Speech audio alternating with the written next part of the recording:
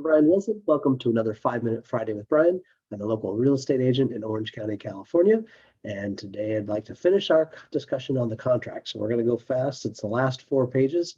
Let me share my screen. We only got 5 or less. So here we go. So today, by the way, is August 20th, 2021. So here is the last 4 pages of the contract. And really, there's not a lot of decisions here to be made. It just gives you a lot of more information, a little bit of a disclosures, a lot of terms, it's broker information, that kind of such. So here we go. Final verification. So it says in the last 5 days, that's when you do your walkthrough, repair, should they be agreed to? That should be done in writing and done before you do your walkthrough. Property taxes, all those things, HOA, rents, interest payments, whatever, all that should be calculated through escrow. So it's at the time of transfer, all the old stuff will be the sellers, all the new stuff will be the buyers. But if there are tax bills that come, supplemental tax bill, that'll come separate, and buyer, you do have to pay that. It's not in your impounds either. Brokers is how the compensation talks about, we're compensated upon the close of escrow. And this part is all the scope of the duties that we have, our duties. Representative capacity, if you are in a trust purchasing or selling, then you need to let that be known as well. There's another form you fill out.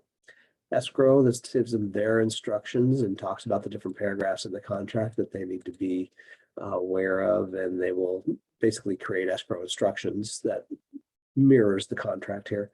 And everything needs to be sent to escrow within 3 days of acceptance. There's 2 things here that are optional in the contract. They're not something that the buyer or seller have to sign, but if neither do, or one does but not the other, then they're not part of the contract. And that's for breach of contract for the buyer typically, if the buyer fails because of their default. So they've removed all contingencies and then they've for some reason backed out of the deal. This talks about that and how much can be held, and so the deposit becomes at risk at that point. Mediation and arbitration, you always want to have those clauses in any contract.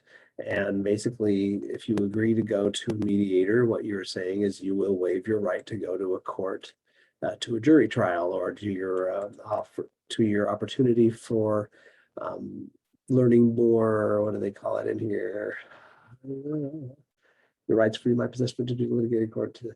It's all right there. Sorry, I can't remember what I'm trying to say, but read it. Then selection of service providers, the MLS, all the information we and the brokers will put in there. If there are any broker fees, assignment, you cannot buyer assign it to somebody else to buy the home for you unless everybody agrees in writing. Everything basically has to be agreed in writing. Terms, this is the offer to purchase the home in its current conditions. Time is of the essence. So basically everything needs to be on a timely manner. So there are dates and such that are important in the contract. And then here are the definitions so that everybody has the same language. So they understand what you're saying when you say days after. This says when the offer expires. By default, it's 5 p.m. on the 3rd day. You could shorten it or lengthen it. And here's that representative capacity form. If you are in a trust, you check this box right here. And then buyers, you sign.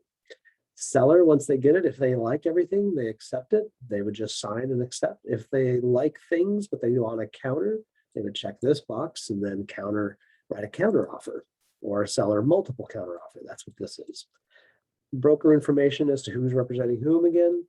And then once it's presented to the seller, if I was my client, I then have to send you, the buyer's agent, back saying I presented it. Or if the offer was just something that the seller said, I'm not even going to respond to that, they would sign here to tell you we're rejecting your offer. That's it. So we zip through. If you want any more information, please let me know. I'm happy to go over it again much more slowly with you.